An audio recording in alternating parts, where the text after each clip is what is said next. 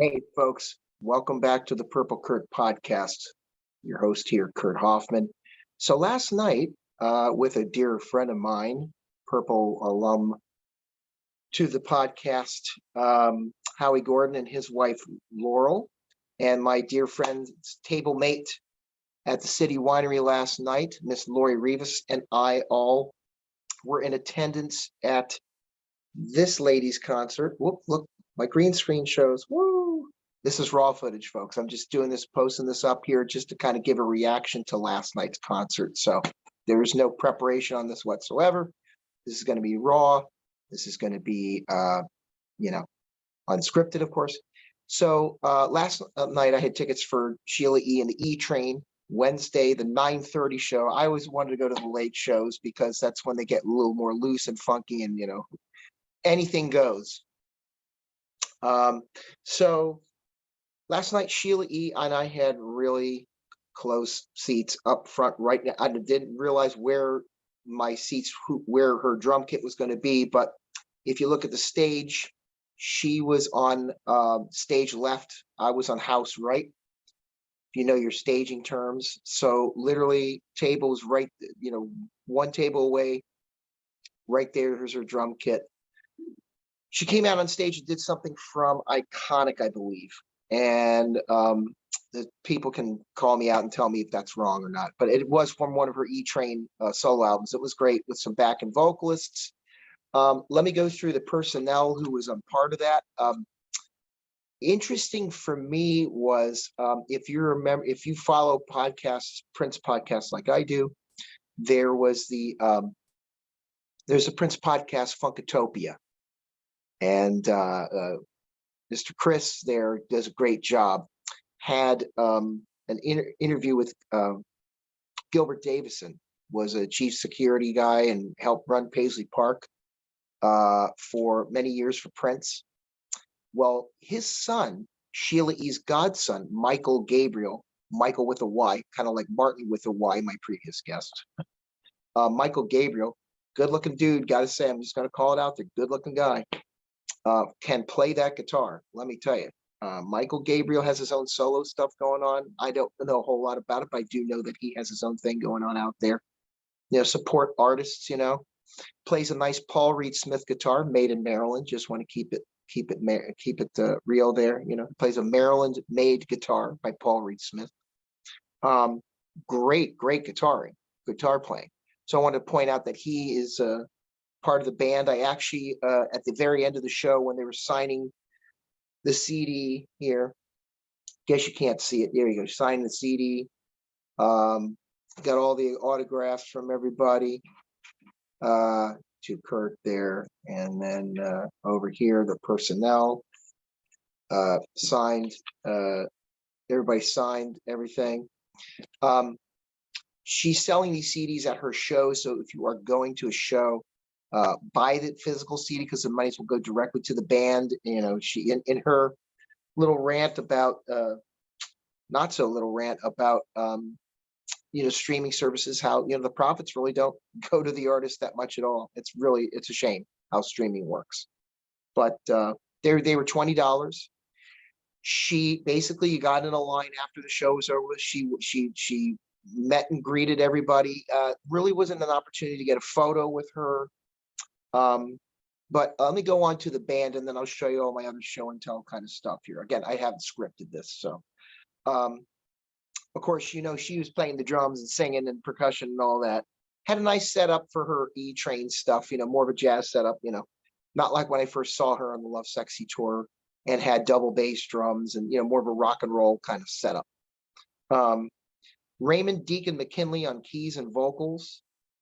I believe that's this guy right here. There we go.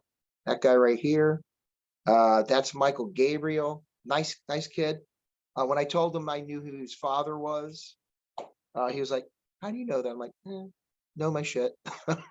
When I heard your name, I said, "Oh, that's Gilbert Davidson's son." So really cool.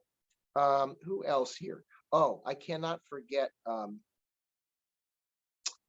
So I'll go through the other folks here. Raymond Deacon McKinley, fun. They had a point where the bass guy was playing a medley of songs people know, like Queen's Another One Bites the Dust, all different types of funk songs, just snippets of it, and playing along and have a little shtick with Sheila. It was cute. Really, really fun. It was a loose, funky show. I figured the late show would be, that's the kind of show I want to see. Something that felt more like an after show. And Prince, the old days are playing with Prince and the after shows that he would throw, kind of had that vibe to it. That's why I wanted to go to the late show. Anyway, you have Roseanne Rad Damalanta, local Oakland girl, played the additional keyboards and vocals as well. Bertrand B. Curtis, keys and vocals, also switched off and did drums at one point. Sheila, oh no, I'm sorry, the bass player, Ray Deacon McKinley, and her switched off bass and drums at one point. Sheila took his drum or bass and played a little bit, did a little thing with it. That was fun. They were having fun. They were clearly having fun on stage. Shows were both sold out as well. I wanted to point that out. She was very happy about that. It was nice to be at a sit down kind of thing where you got to get a little food, though the service was kind of slow.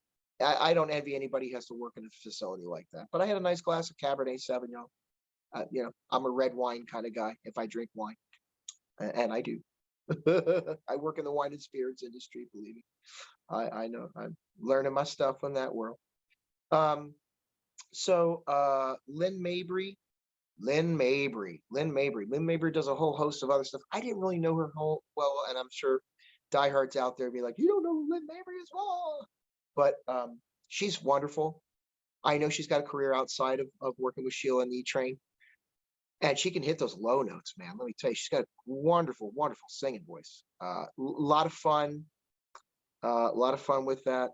Of course, the show included some drum soloing, and she throws those sticks after she pounds the crap out of the drum. I tell you, but has the subtlety and the technique, and just watching Sheila do her thing. I was kidding with people who were sitting around with the strangers who I've never met before, and said, I don't need the whole band. It could just be her and the timbales for an hour and a half, and I'd be happy with that. So she did not come out and do the timbales out in the middle of the stage and do her thing like that. She didn't need to, because she could do that stuff on her drum kit just as easily as she does as that kind of stuff. So it was just a thrill. Looking through here, they did a bunch of cover songs on her new album. Is a cover of the Beatles' Yellow Submarine. There was a little snippet of that. That they played. I'm trying to look through here. Heaven Must Be Like This was one of the songs that they played in their set list. The old cover of that song. Great cover of it. Oakland in the House, one of her new songs, original songs. She great Eddie Minifield has got a little credit, co-credit on that. They do a Renato Nato song called Truth. I don't believe that was in the set list when I went to see her last night. Anyway, it's a lovely audience. Sheila did get on the pulpit a little bit, and so most people were down with that. I know some people probably's eyes were rolling and snickering and stuff like that, but she really truly, with the pandemic, brought up how the world's kind of divided, and there's a lot of suicides going on in the world right now, mental health and what have you. And you could tell it really affected her in some way, shape, or form. I don't know if she mentioned anybody specifically. She also brought up a gentleman to play the keyboards. Melvin, I believe the guy's name was. I don't know whether it was staged or whether this was completely spontaneous, but this guy came up and jammed with the band a little bit. Did a great job, I have to say. And her nephew, and who I filmed playing last night. Just got a text from my friends who were at the show right now. So her nephew came up and played some drums, and apparently he is in treatment for cancer. So she was supporting him, brought him up on stage, and he played some drums. I have a video clip of it. If you go to my Kurt Hoffman Facebook page, you'll see that. At any rate, uh, it was a personal show. So like the Late Show had more of a family and friends kind of vibe, in addition to feeling like an after show, but it was very loose and well, when they played, they played, but it had a more loose, okay, we've got some songs that we know you want to hear. And she did, of course, people want to hear the glamorous life. She closes with that. You figured that would probably be the case. They did do halfway through the with a little audience call and response kind of thing. Uh, uh, a Love Bazaar. Yeah, great song. Instead of the saxophone solo for that and the Glamorous Life songs versions of it, Michael Gabriel took over the saxophone lines on his guitar and did a great job. I thought he did a fantastic job. Okay, so if you're able to catch her, I know she's got many more dates coming up. I believe she's playing Boston this weekend, which when I initially purchased tickets from the City Winery website for this, I accidentally bought tickets at Boston, but they were the Philadelphia City Winery, since it's a chain, about I think 10 locations, were more than gracious and exchanged those tickets for me. I bought this several months ago. I bought these tickets several months ago. I think October or November. I think I bought these. But my first experience at City Winery, and I overall enjoyed that. So please go out there and support her live. Oh, and I did want to show you, she did sign, they signed the CD. You always want to support the artists. I mean, they're coming up. They're not making a ton of money at these kind of tours. They're not. They're not. It's more of a money loser than anything. People complain about ticket prices for Beyonce, this, that, and the other thing. I mean, folks, when you put on a huge production, even a smaller production like Sheila's, it's more of a money loser than a money gainer for them doing this stuff. And that's the real. Now, I had my Sign of the Times poster, the original Sign of the Times poster from 1987 from a video rental store. I used to rent my VHS tapes back in the day in Connecticut to sign, but I didn't feel right asking her to sign more than one thing. But I did get her to sign my Love Sexy Tour program from 1988. And let's see if I can get that in there. I'm going to disappear here for a second. Hold on. Let me take this damn thing off. Let me take this off. More background and effects. Let me take the backgrounds off here. None. All right. So it's just me and the green screen. So I can show you this stuff here.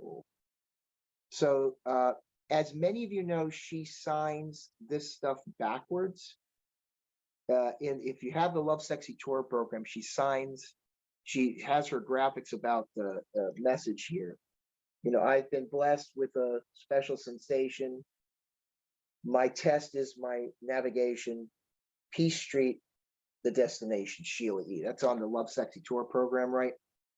She signed my tour program backwards so that this would match the mirroring if you put this up to a mirror. So I thought that was pretty cool. I guess she possesses that skill. Honestly, I didn't know that was a skill set she had, but we're talking about Sheila E here. Anybody surprised that she has a skill set, to do stuff like that? Not me. Not me. So anyway, here's all the trappings, I'm in a basement, so I try to do, when I do the stuff, I try to make it not look like I'm in a set of filming a sequel to Silence of the Lambs. But this is the lay of the land here, folks. This is where the magic happens. My little new Manocaster device, which Martin Ware, my latest guest, was the first use of that particular device. Yeah. So my first interview was used with that. I'm still using a dinky little 1080 webcam and stuff, but I'm working on another guests. I'm working on several guests actually. But I can tell you that I have interest from a particular guest. I think you'll all be interested in that one. If you're in the Prince world, he's a Prince alum. Actually, he was part of the Love Sexy touring band. So yeah, Eric Leeds and I have been talking off and on, so I'll keep you posted on that. I'm going to try to at least tune in and do kind of a reaction video, or just tune in and put more content up here, maybe make it a little shorter. I know I have these interviews that, hour and a half, 2 hours long, and it's a big ask for people who are, looking for casual content they can listen to on their drive. But if you ever want to send me an email, any comments, likes, dislikes, whatever, bring them all on. I'd like to keep it friendly, and I'd like to keep a thoughtful discourse rather than, the trolling vitriol that's out there. I mean, that's just, we don't want to be like well, anyway, but I should keep my political. No, I won't keep my political mouth shut. I don't want to be like the GOP and heckle people, while they're talking. So at any rate, I hope everybody's doing well. Hope 2023 is treating everybody well. This was an incredible opportunity to see and hear Sheila up close and personal like that with her band.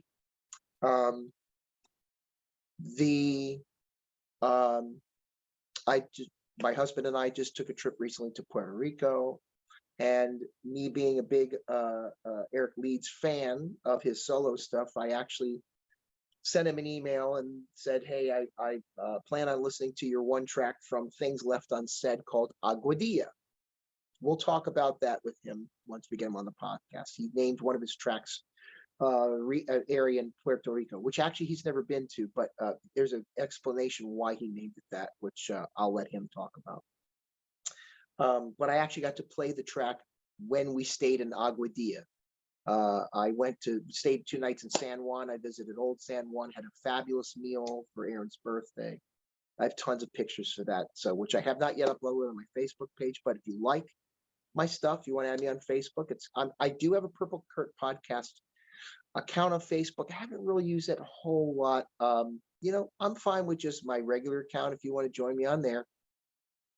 And if you do add me on Facebook, on Kurt Hoffman on Facebook, you'll see it's me. Please let me know that, or message me and let me know that you added me on because, a friend requested me because you saw me on Purple Kurt podcast. I would love to hear from you. Love to hear any comments or anything from everybody. Peace and hair grease, as they say. Have a wonderful rest of your day, and keep it funky, people, and be good to each other. That's the other thing. Be good to each other. Let's now that we're all, COVID's not a death sentence as much as it was in the whole beginning of this thing. Let's keep this real. Let's keep it funky, and let's be good to each other. Peace, and that's that.